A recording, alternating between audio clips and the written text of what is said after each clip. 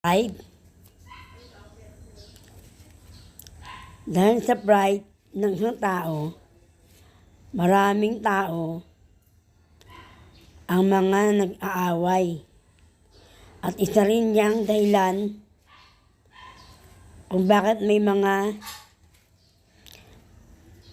magkarelasyon ang nasisira at mga naghihiwalay.